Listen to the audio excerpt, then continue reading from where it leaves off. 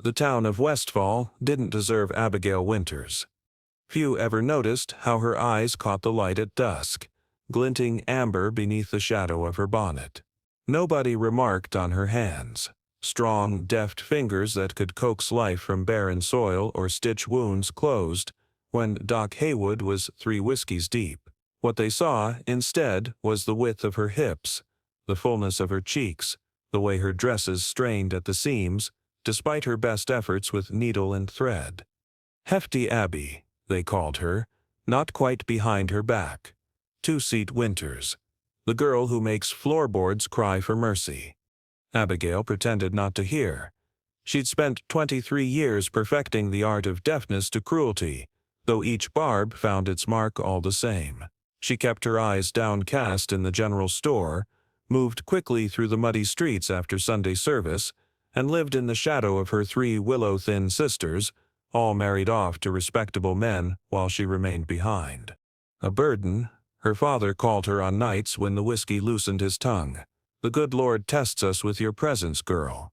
Her mother was kinder, though her kindness carried its own sting. There's someone for everyone. Abby dear, perhaps a widower with many children will come along, desperate for any help at all. That particular morning in May 1878, Abigail rose before dawn, as always, stirring the coals in the cook stove and mixing dough for the day's bread. Her father and brothers would be hungry after driving cattle to the north pasture. Her mother and youngest sister would expect breakfast waiting when they returned from delivering eggs to the hotel. Abigail's hands worked by memory, while her mind wandered to the pages of a borrowed novel hidden beneath her mattress. Tales of London ladies in silk dresses who somehow found love despite their circumstances. She didn't hear the riders approach until their horses' hooves thundered in the yard. Winters. A man's voice called from outside. Got business with you. Through the window, Abigail saw 3 men dismounting. Her father's friend, Sheriff Dawson, a cattle buyer from Kansas City named Preston, and a third man who remained on his horse, tall and straight-backed, skin-burnished copper by the sun. He wore buckskin leggings and a blue cavalry shirt, his long black hair divided into 2 braids.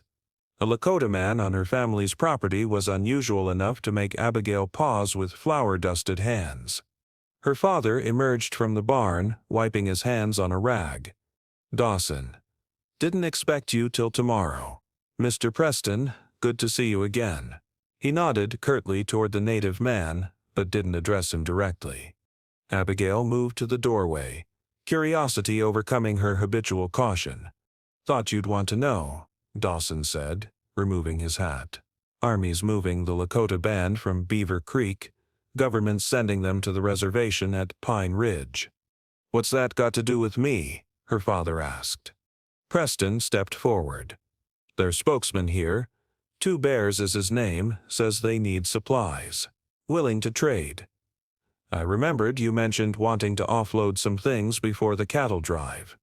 Her father squinted at the Lakota man. What's he offering? 2 Bears dismounted in one fluid motion. From a leather pouch, he produced several items. A beautifully beaded belt, a hunting knife with an antler handle, and something wrapped in soft hide. Fine craftsmanship, Preston remarked. Worth more than a few sacks of flour, I'd say. And Abigail's father examined the items, turning them over in his calloused hands. His eyes lit with a gleam she recognized. The sharp assessment of value, of profit to be made. It was the same look he gave to cattle at auction. Tell him I've got something better to trade than supplies, her father said suddenly, a smile spreading across his weathered face. He turned toward the house. Abigail, come out here, girl. Something in his tone made her stomach tighten. She stepped out into the morning light, conscious of how her apron stretched across her middle, of the loose strands of hair clinging to her damp forehead. Gentlemen, her father announced, I've got a proposition that might interest our Lakota friend here. Sheriff Dawson's eyebrows rose. Thomas, what are you playing at? Nothing dishonest. Just good business. Her father placed a heavy hand on Abigail's shoulder. My daughter here is of marrying age. Strong. healthy, can cook, clean, sew, and tend livestock better than most men. Makes the best bread west of the Mississippi. The world seemed to stop spinning. Abigail stood frozen, certain she had misheard. Winters, Preston said cautiously. You can't be suggesting. Why not? These people take multiple wives, don't they? One more won't hurt him. And she'll be better fed with them than she is here, eating us out of house and home. Abigail's voice caught in her throat. This couldn't be happening. Not even her father would sink so low. But the grip on her shoulder tightened, and she saw in his eyes not a trace of jest. Father, please, she whispered. Quiet, girl. It's time you made yourself useful. Been trying to marry you off for years with no luck. He turned to Preston. Tell him. She comes with skills. Worth more than any beadwork. Preston looked uncomfortable but translated in halting words. Two Bears listened, his expression impossible to read, dark eyes moving from Abigail's father to Abigail herself. She wanted to run, to hide, to dissolve into the ground beneath her feet. Shame burned hotter than any forge fire, scorching her from within. This was beyond the whispered insults, beyond the sidelong glances in town. This was her own blood, treating her as less than human, as merchandise to be bartered away to strangers. Two Bears spoke, his voice deep and melodic in a language Abigail didn't understand. He says, no, Preston translated. Relief evident in his tone. Says that's not their way. Her father's face darkened. Tell him she won't eat much, won't be a burden. The lie was so blatant that Abigail felt hysteria bubbling up inside her. Won't eat much. When he'd just complained of her appetite. Before Preston could translate, Two Bears spoke again, longer this time, his gaze now fixed on Abigail. Something in his eyes made her stand straighter, made her breathe again. Preston listened, nodded, then turned to her father. He says he cannot accept such an offer. He paused, but he says if the woman herself wishes to leave this place where she is not valued, she may travel with them to Pine Ridge as a free person, not as a trade good. Her father's grip tightened painfully. She's my daughter, not her own property. The answer is all or nothing. Take her as a wife or leave her be. Two Bears spoke once more, and Preston's expression changed to one of surprise. He says in that case, he will take her as his bride. But not in trade for these items. He gestured to the beadwork and knife. Those he gives to you freely, as is proper when taking a wife from her family. He says it is the Lakota way to honor the family of a bride. Sheriff Dawson made a noise of disbelief. Thomas, you can't seriously. Done, her father said instantly, releasing Abigail's shoulder to scoop up the offerings. She's yours. Get her things, Abigail. The world had gone mad. Surely this was some terrible dream from which she would soon awaken. But the morning sun continued to beat down. The men continued to stand in her yard, and her father continued to avoid her gaze as he examined his new possessions. Two Bears dismounted and approached her, stopping a respectful distance away. Up close, she could see he was younger than she'd first thought, perhaps 30, with a thin scar running along his jawline. His eyes were not black as they had appeared from a distance, but a deep brown, like rich soil after rain.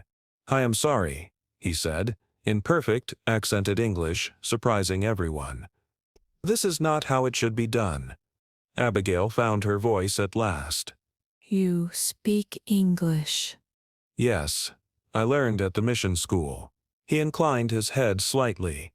I am called Two Bears, son of Nightwalker. I would not normally take a wife this way, but I will not leave you here. Her father looked up sharply. You've been understanding everything we said? Two Bears didn't acknowledge him, keeping his attention on Abigail. You may bring what belongs to you. We leave when you are ready. Sheriff Dawson stepped forward. Now wait just a minute. This isn't legal. Is it less legal than forcing Indians from their hunting grounds? Two Bears asked quietly.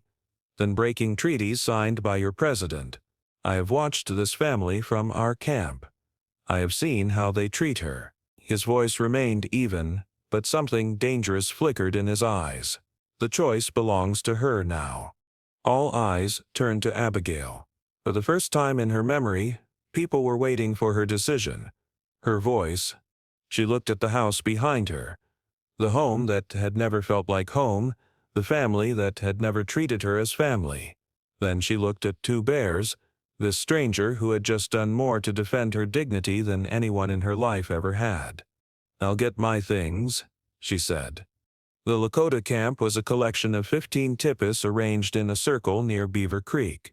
Women paused in their work to watch as Two Bears led Abigail into the settlement on his horse, her small bundle of possessions tied behind the saddle.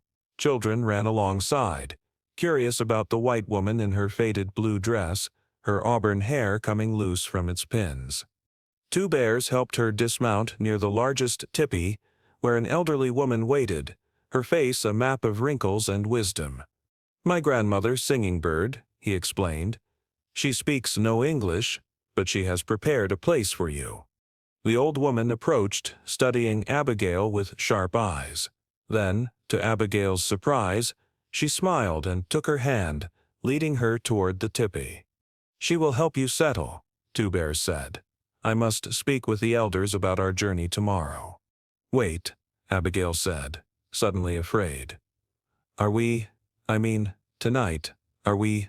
Understanding softened his expression. "No, you will stay with my grandmother. I sleep elsewhere until we reach Pine Ridge. There, if you wish, we will have a proper ceremony.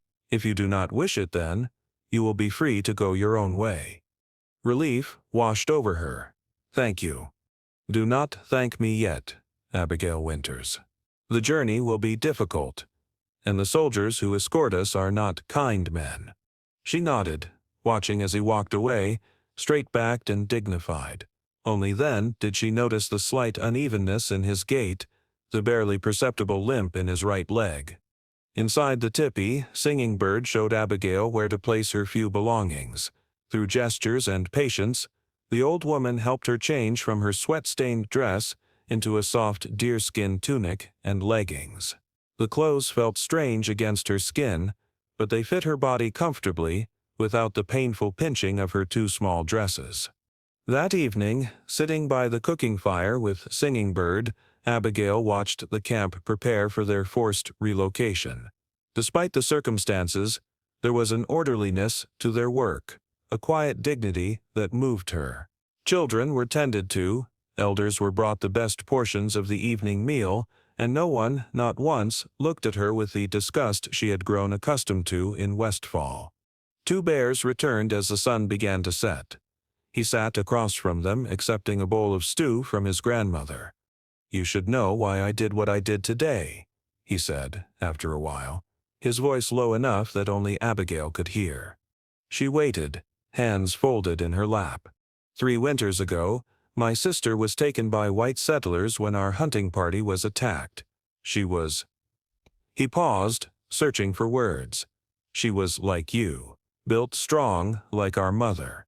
The white men mocked her for it, called her a buffalo woman. When we found her 2 moons later, she had starved herself thin. She died soon after, refusing to eat." Abigail's throat tightened. "I'm sorry. When I saw how your father spoke of you, I saw her ghost standing behind you." He looked up, meeting her eyes. "I could not ride away." "And your leg?" she asked softly. "From the same attack." A hint of surprise crossed his features. "You notice much for someone who keeps her eyes down?" "Yes, a bullet shattered the bone. Their medicine man, their doctor, saved it from being cut off, but it healed crooked." They sat in silence as darkness wrapped around the camp. In the distance, an owl called, its haunting cry echoing through the trees. "Why did you agree to marry me?" Abigail finally asked. "You could have just offered to take me away. Your father would not have allowed it. He may not value you, but he knows the law. As his property, you could be reclaimed. As my wife, Even a white court might hesitate. He set his empty bowl aside. But as I said, when we reach Pine Ridge, you may choose your own path. And if I choose to stay? The question surprised even her. Two Bears studied her face in the firelight. Then we will have a proper ceremony, and you will become Lakota. It will not be an easy life. No life is easy for a woman like me, she said. A lifetime of hurt in those few words. His expression softened. Perhaps, but among my people, your body is not something to be ashamed of. Strong women are valued. They carry the next generation. They endure. Something warm unfurled in Abigail's chest, not quite hope, but its hesitant precursor. For the first time in memory, she fell asleep without the weight of shame pressing down upon her. The journey to Pine Ridge took 17 days. Cavalry soldiers escorted them, stone-faced men who viewed their charges with thinly veiled contempt. The commander, a Captain Adams, took particular interest in Abigail, cornering her on the third day as she collected water from a stream. "Quite a scandal you've caused, Miss Winters," he said, blocking her path back to camp. "White woman running off with a savage. Your poor father is beside himself." Abigail doubted that very much. "Please let me pass, Captain. I could take you back, you know, rescue you from this situation." His eyes traveled over her body in a way that made her skin crawl. "A woman of your stature shouldn't be too proud to accept help." "I don't need rescuing," she said, gripping her water bucket tighter. "Don't you?" He stepped closer. "These heathens won't want you for long. Not when they see what's under those Indian clothes. They may not be civilized, but even they have standards." The familiar shame began to rise, but something else rose faster, anger, hot and clarifying. "My husband seems satisfied with his choice," she said, using the word husband for the first time. "Now step aside, Captain." His face darkened. "Husband? Has he actually? Is there a problem?" Two Bears appeared behind her, his voice calm but his eyes alert. Captain Adams straightened. "Just checking on the welfare of a white woman among savages. Your duty is to escort us to Pine Ridge without incident." Two Bears replied evenly. Nothing more. The captain's hand moved to his sidearm. "You'd do well to remember your place, Indian. And you yours, soldier." Two Bears didn't flinch. "The treaty says you will deliver us safely. It does not give you the right to harass my wife." The word hung in the air between them. Abigail felt Two Bears' hand touch her elbow gently, guiding her around the captain, who made no further move to stop them. That night, Two Bears moved his sleeping roll from his grandmother's tippy to Abigail's. They did not touch, but his presence across the small space kept the captain at bay. It also gave them time to talk, night after night, as the miles stretched behind them. She learned that Two Bears had been educated by missionaries before returning to his people, that he had once traveled as far east as Chicago, that he spoke 3 languages fluently. He told her of Lakota traditions, of the sacred ceremonies now forbidden by the government, of his hopes to become a voice for his people in the changing world. In turn, she shared her love of books, her secret desire to one day see the ocean, her skill with herbs and healing that had gone unappreciated in Westfall. He listened to her stories with genuine interest, asking questions that made her feel, for the first time, that her thoughts mattered. "Your name?" she asked, on the 10th night. "Two Bears? What does it mean?" "I was born during a harsh winter," he explained. "A mother bear and her cub came to our camp searching for food. Most wanted to kill them, but my father said they were a sign. 2 bears seeking shelter, just as my mother sought shelter for me in her womb. He fed them instead, and they left peacefully. So I was named." "It's a good name," she said. "Strong." "And yours?" "Abigail. What does it mean?" "Father's joy," she answered, unable to keep the bitterness from her voice. In the darkness, she felt rather than saw him shake his head. "Then you need a new name. One that speaks truth." On the 15th day, disaster struck. One of the wagons carrying their few possessions broke an axle crossing a stream. As the men worked to repair it, the skies opened, turning the ground to mud and the stream to a torrent. By nightfall, they were stranded on the wrong side of the water with half their supplies lost. Captain Adams was furious. 2 days wasted. We'll have to double pace to make up the time. The children and elders cannot travel faster, Two Bears argued, and we need to retrieve what we can from the stream. Your problems, not mine. We move at dawn. That night, Singing Bird fell ill with fever. Abigail stayed by her side, using the herbs she'd gathered along the journey to brew medicinal tea. Two Bears watched, his concern evident. She is strong, Abigail reassured him. But she needs rest. She cannot travel tomorrow. Adams will not wait. Then we'll follow when she's stronger. He shook his head. The journey is too dangerous for just the 3 of us. There are those who would harm us between here and Pine Ridge. Abigail placed a cool cloth on Singing Bird's forehead. Then what can we do? Two Bears was silent for a long moment. I will speak with Adams again. Perhaps there is something he values more than his schedule. In the morning, Abigail saw Two Bears approach the captain's tent with the beautiful beaded belt he had offered her father, the last of his tradable possessions. When he returned, his expression was grim. She can ride in the supply wagon, he said. I gave him the belt. He took a bribe. Abigail was appalled. He called it compensation for the inconvenience. Two Bears helped his grandmother to her feet. White men's words often disguise their greed. As they prepared to depart, Captain Adams approached, the belt prominently displayed around his waist. One more thing, he said to Two Bears. The wagon's overloaded. Your wife walks. Two Bears stiffened.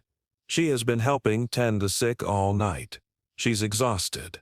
Should have thought of that before you decided to play doctor with my men's rations. The captain smirked. Unless you'd prefer your grandmother walks instead. Abigail touched Two Bears' arm. I'll walk, it's all right. It is not all right, he said quietly. But we have no choice. The day proved brutal. Rain continued to fall, turning the trail to mud that sucked at Abigail's boots with every step. By midday, she was soaked through and struggling to keep pace. Two Bears dropped back from his position at the front of the column to walk beside her. Save your strength, she told him, knowing his leg must be aching in the damp. My place is with you, he replied simply. By late afternoon, Abigail's legs felt like lead. Twice she stumbled, and twice Two Bears caught her arm, steadying her.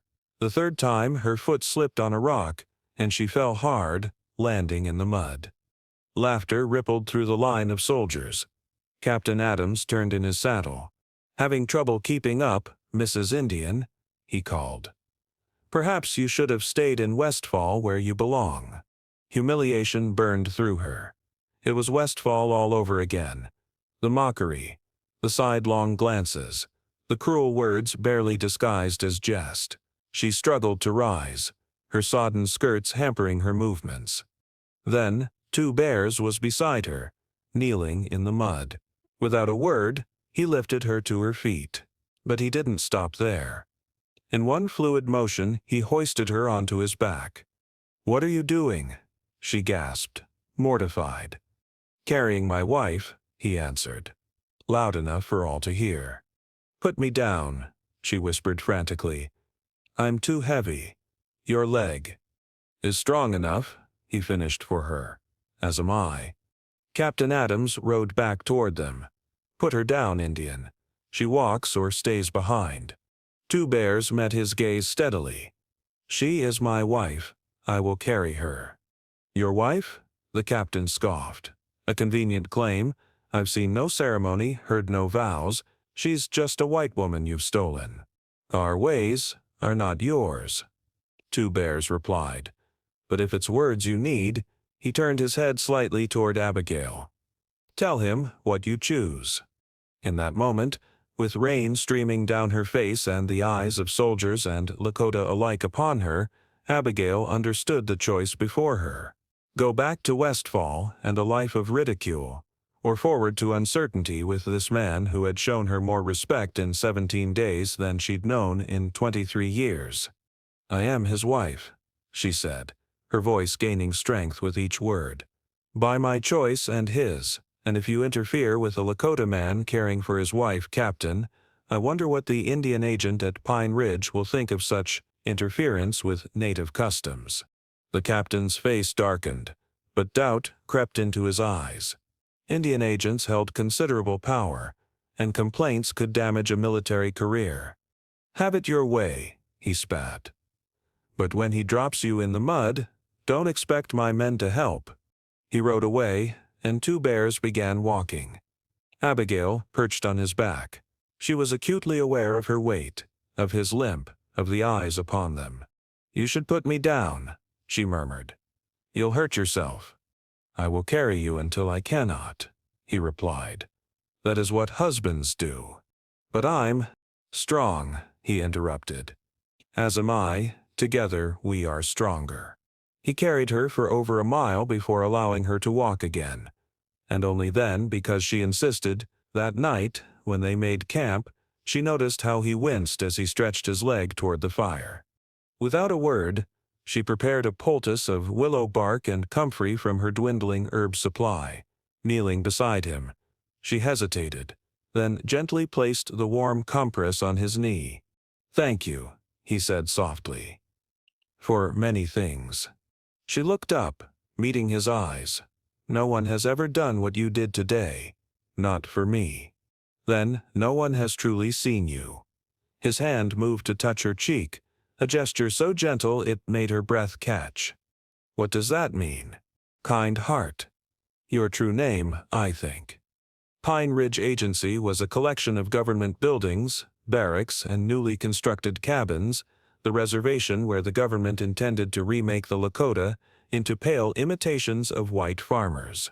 Two Bear's face grew stonier with each step toward it. They arrived on the 17th day, exhausted and diminished.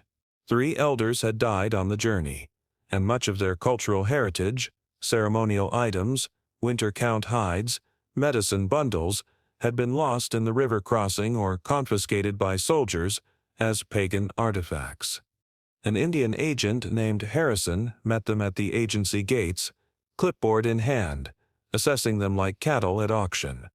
"Two Bears, son of Nightwalker," he read from his list when they approached. "You're assigned to cabin 17, eastern section. Rations for 3 people." His eyes narrowed at Abigail.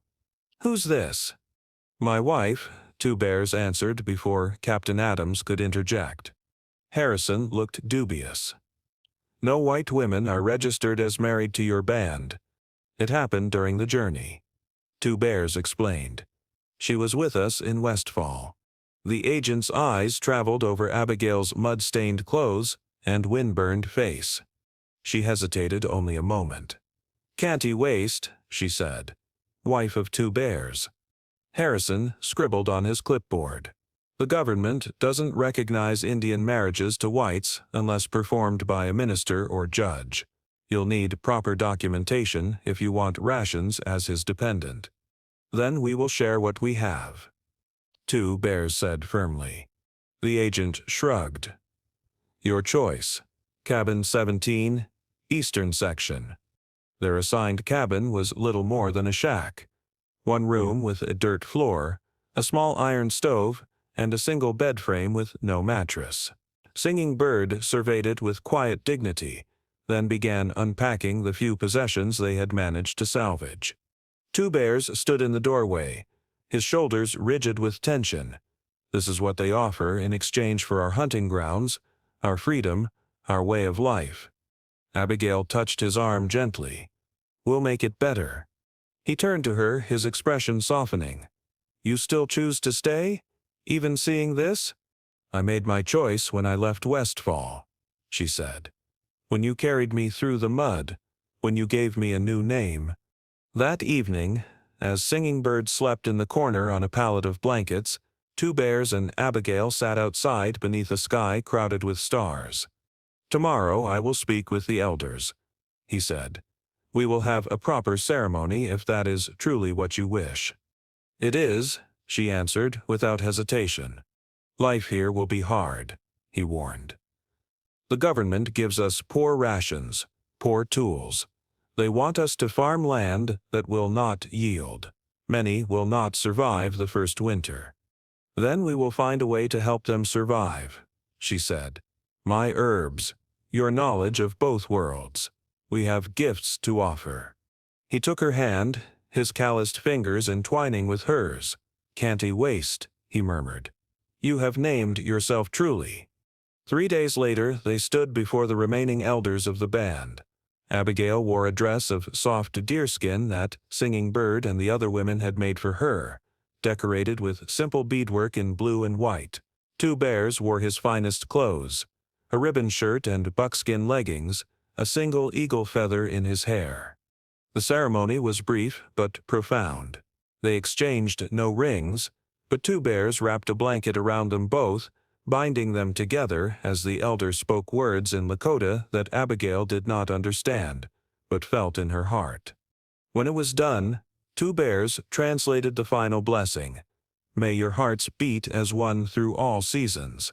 May your children walk in beauty. May your lodge be filled with laughter." That night, as husband and wife, they lay together beneath the star-filled sky, their bodies joining in the ancient dance of love and belonging. For the first time in her life, Abigail felt no shame in her body, no need to hide or diminish herself. In Two Bears' embrace, she was exactly as she should be: strong, whole, valued. Autumn came to Pine Ridge, painting the hills in gold and crimson. Abigail, now known to all as Canty Waste, had established herself as a healer, combining her knowledge of herbs with the wisdom of the Lakota medicine women. Her skill with needle and thread helped many families prepare for the coming winter, patching clothes and mending tents. Two Bears worked as a translator at the agency 3 days each week, using his position to advocate for better conditions, more supplies, respect for Lakota traditions. The other days, he taught the children their language and stories, preserving what the government sought to erase. They had made their cabin into a home. With a wooden floor Two Bears had built himself, curtains Abigail had sewn from agency cotton, and a garden where they grew vegetables alongside medicinal herbs. Singing Bird had recovered her strength and become a beloved grandmother figure to many of the displaced children. In late October, as the first frost silvered the grass, a wagon rolled into the agency yard, bearing a familiar figure, Sheriff Dawson from Westfall, older and grayer than Abigail remembered. She was tending the agency garden when he approached, recognition dawning slowly on his weathered face. "Abigail Winters?" he asked. Disbelief evident in his voice. "Is that really you?" She straightened, brushing soil from her hands. "I'm called Canty Waste now. But yes, it's me." "Good Lord, girl. We thought you were dead. Or worse." He removed his hat, turning it in his hands. "Your father, he passed last winter. Influenza took him and your mother both." A complex emotion passed through her, not quite grief, not quite relief. "Your sisters have been trying to settle the estate. That's partly why I'm here." He shifted uncomfortably. "There's a matter of inheritance. Small as it was, your father left the farm to be divided among his daughters." She stared at him. "Are you saying you're entitled to a quarter share, according to his will? About 40 acres and whatever portion of the livestock and household goods you'd claim. Your sisters sent me to find out if you were still alive, to see if you'd want to come back and claim what's yours." The irony wasn't lost on her. The father who had traded her away like cattle had, in death, acknowledged her as his daughter after all. "I see," she said quietly. "And if I were to claim this inheritance, you'd need to return to Westfall, sign some papers." He glanced around the reservation. "Can't imagine you'd want to stay in a place like this anyway, now that you have a choice." "Sheriff Dawson," she said, her voice steady. I made my choice long ago. But surely, he gestured at the sparse surroundings. This is no life for a white woman. It's my life, she corrected him, with my husband and his grandmother, with people who value me for who I am, not what I look like or what I can do for them. Dawson looked unconvinced. The townsfolk, they talk differently about you now. They regret how things happened. Your father, most of all, at the end. Do they? She couldn't keep the skepticism from her voice. Or do they simply wish to clear their consciences now that there's property involved? The sheriff had the grace to look ashamed. Perhaps a bit of both. Two Bears approached then, having spotted the visitor from the agency office. He placed a protective hand on Abigail's shoulder. Is everything all right? He asked, his eyes never leaving Dawson's face. Yes, she answered, leaning slightly into his touch. Sheriff Dawson was just telling me that I've inherited part of my father's farm. Two Bear's expression remained neutral, but she felt his hand tighten slightly on her shoulder. Dawson cleared his throat. I should tell you, Mrs. Two Bears, she supplied. Or Cantawaist, if you prefer. Mrs. Two Bears, then. The inheritance comes with conditions. Your father's will specifies that you must claim it in person, as an unmarried woman or as a widow, not as the wife of... He trailed off, gesturing vaguely at Two Bears. Understanding dawned on her. Even in death, her father could not accept her choice. Then, I must decline, she said simply. Abigail, Dawson began. Cantawaist, she corrected him firmly. My name is Cantawaist. Don't be hasty, the sheriff pleaded. It's good land. You could sell it, take the money, make a better life somewhere. She looked at Two Bears, at the quiet strength in his eyes, at the life they had built from nothing. She thought of Singing Bird teaching the children to bead while telling them ancient stories. She remembered the women who had welcomed her, the community that had embraced her without judgment. I already have a better life, she said. Please tell my sisters they may divide my portion among themselves.